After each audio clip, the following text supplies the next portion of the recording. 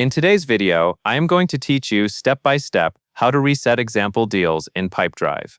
Resetting example deals is a simple way to clean up your workspace, especially if your account was preloaded with sample data for training or testing.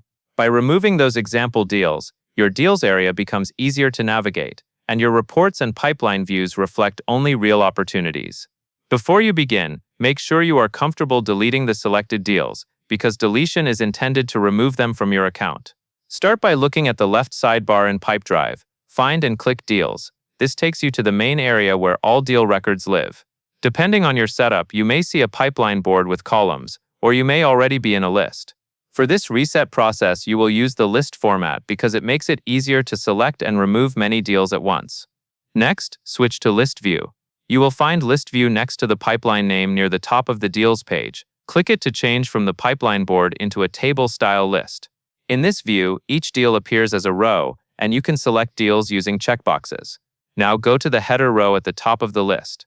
There is a checkbox in the header, above the individual deal checkboxes. Click that top checkbox to select all deals currently shown in the list. Take a moment to confirm that everything you intend to remove is selected.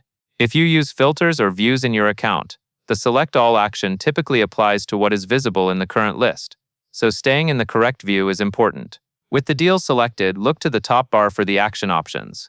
Click Delete. This will prompt a confirmation message to help prevent accidental removal. Finally, click Delete again to confirm.